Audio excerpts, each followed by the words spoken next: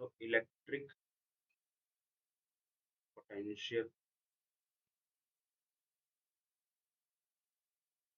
due to spherical shell or solid conducting sphere। दोनों का charge distribution same है, इसलिए सेम ही उनका पोटेंशियल का डिस्ट्रीब्यूशन होगा। सो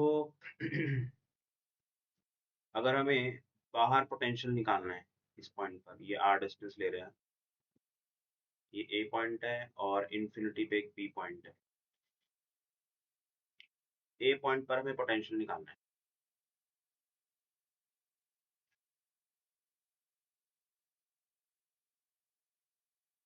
सो पोटेंशियल निकालने के लिए हमारे पास जो फॉर्मूला है वो है minus E dot d r integral with minus sign. इस फॉर्मूला में अगर हम इलेक्ट्रिक फील्ड पुट कर दें और उसको हम इंटीग्रेट कर दें, है ना,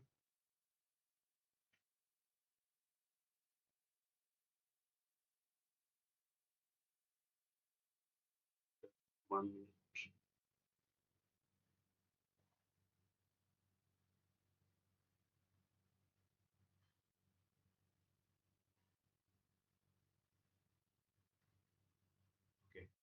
ठीक है। So delta B is equals to minus E dot d r. तो इस अगर इस फॉर्मूला में अगर हम इलेक्ट्रिक फील्ड पुट कर दें तो उसको इंटीग्रेट कर देंगे तो हमारे पास पोटेंशियल आ जाएगा। बस हमें ये ध्यान रखना है कि डेल्टा बी जो है यानी कि पोटेंशियल है वो दो पॉइंट्स के बीच में होता है। तो हमें दो पॉइंट्स देखने पड़ेंगे कि हम किन दो पॉइंट्स के बीच का पोटेंशियल डिफरेंस निकाल रहे हैं। तो यहाँ पर हम एक तो बी पॉइंट और ए पॉइंट इसका पोटेंशियल डिफरेंस निकाल रहे हैं। बी बी जो है वो जीरो है यानी कि इन्फिनिटी पर पोटेंशियल जीरो है। Okay, so delta B is equals to minus electric field outside the sphere, चाहे कोई भी हो, वो के क्यू बाय आर स्क्वायर होती है, लिमिट्स इन्फिनिटी से आर। ठीक है, तो माइनस ऑफ जो कांस्टेंट है वो बाहर आ जाएगा, तो d r upon r square integral infinity से r minus k q. One upon r square का इंटीग्रेशन क्या होगा?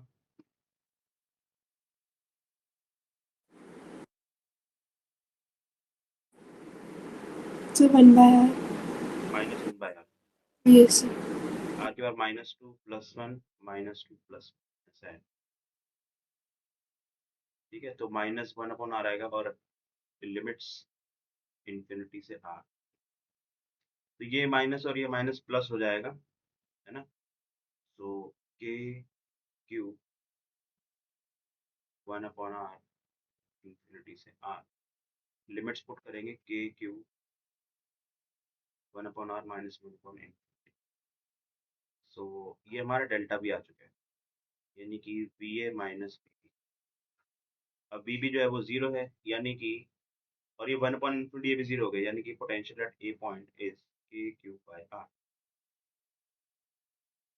तो अगर आप एक नोटिस करें तो इसका जो पोटेंशियल है वो एक पॉइंट की वजह से जो पोटेंशियल आता है उसी का ही फॉर्मूला है ना।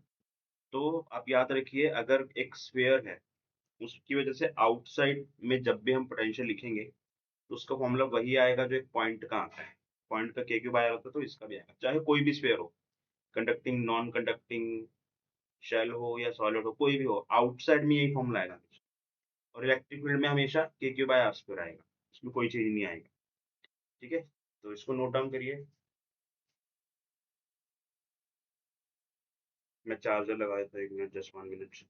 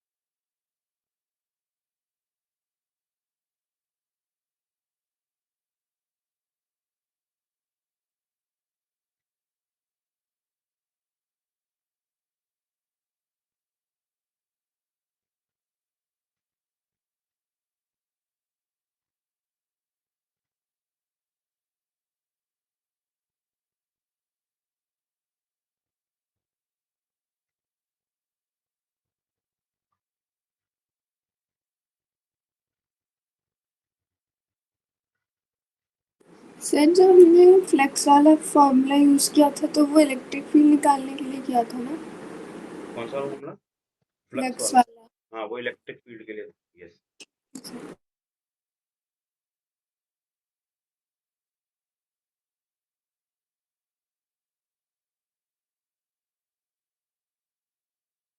इसमें कोई डाउट तो नहीं किसी को?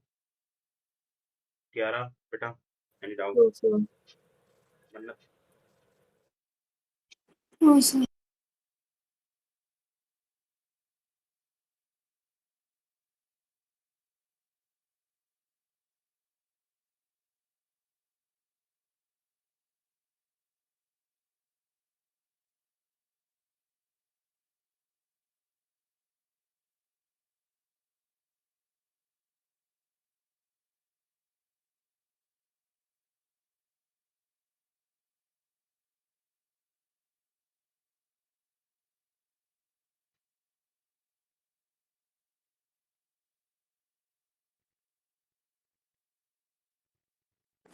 Done sir. तो नेक्स्ट हम करेंगे, इसका हमें इनसाइड वाला भी कैलकुलेट करना है।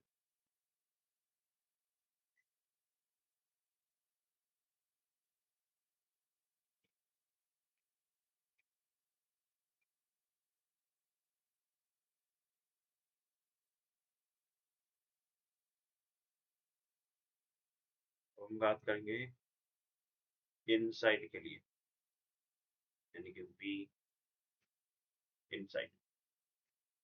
इससे पहले वाला था वी आउटसाइड,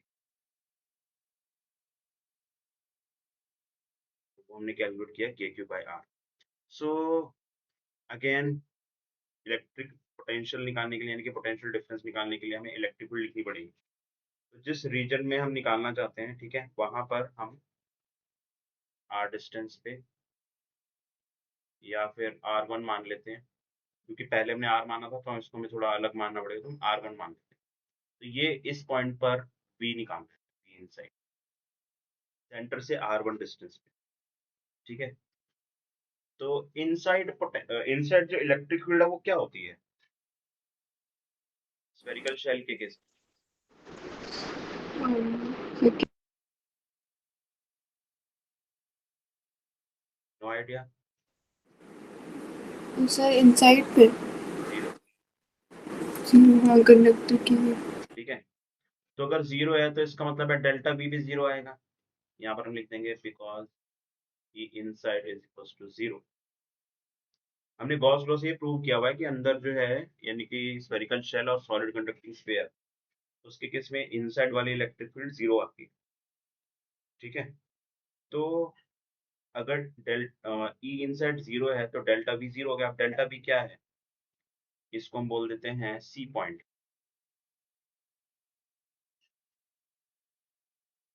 तो V A minus, sorry,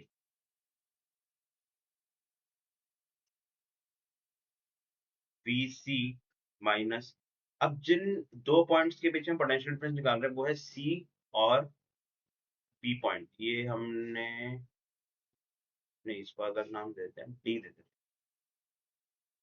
C point और डी पॉइंट, इनके बीच में हम पोटेंशियल निकाल रहे हैं, ठीक है। अब आप कहोगे सर हम सी और डी के बीच में क्यों निकाल रहे हैं, क्योंकि देखो हम स्फीयर के अंदर की बात कर रहे हैं, ठीक है।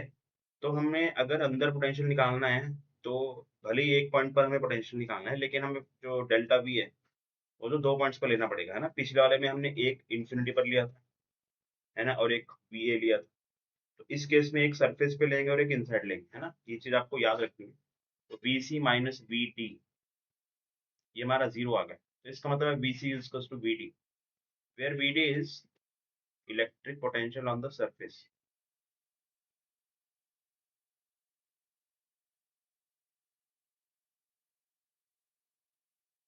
Electric potential on the surface, तो वी सी जो है वो कितना हो जाएगा, वी डी के बराबर। और वी डी कितना है, सरफेस पे पोटेंशियल होता है के क्यू बाई आर। तो k q by are one नहीं होगा? सरफेस पे जो पोटेंशियल है उसके लिए रेडियस ऑफ द स्फीयर लिखेंगे हम यहाँ, ठीक है सर। ठीक है। अब आप कहोगे सर ये फॉर्मूला कहाँ से आया? तो जो हमने VA वाला फॉर्मूला लिखा था ना, वो था KQ/R, है ना? तो उसमें अगर आप R पुट कर दोगे यानी कि सरफेस पे, तो ये क्या बन जाएगा? BD, that is KQ/R। ठीक है, तो उस इसी फॉर्मूले से आया है हमारा BD, और BD के बराबर BC है।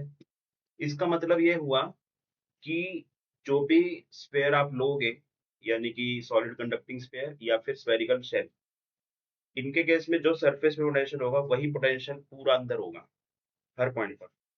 इसीलिए इस टाइप के अरेंजमेंट को हम इक्विपोटेंशियल वॉल्यूम भी बोलते हैं,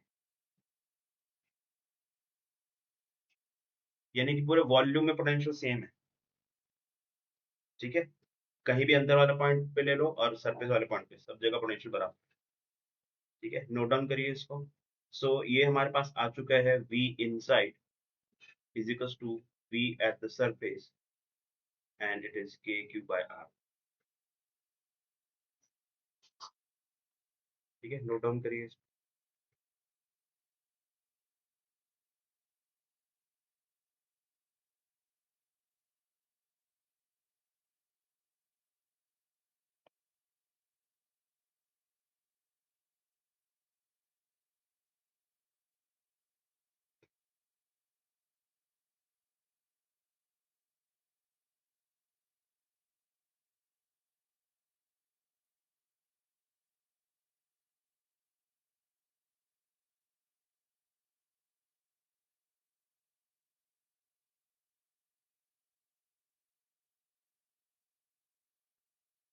सर वो एक बार बता दो कि सरफेस का और इनसाइड का सेम कैसा आया? क्योंकि E जीरो है ना, यहाँ पर ये जो E है ये जीरो लिख दिया। तो अगर E जीरो मतलब राइट हैंड साइड जीरो होगी, तो delta V is equal to zero. अब डेल्टा V का मतलब क्या है? डेल्टा V का मतलब कोई दो पॉइंट्स हम ले रहे हैं जिनपे हम पोटेंशियल डिफरेंस निकाल रहे हैं। वो दो पॉइंट्स हमने कौन से लेने हैं? एक तो इनसाइड वाला पोटेंशियल और एक सरफेस वाला। इनसाइड वाला जो है वो VC है और सरफेस वाला BD है। तो VC minus BD is equal to zero, hence VC is equal to BD, बराबर होगा उसके। Okay sir.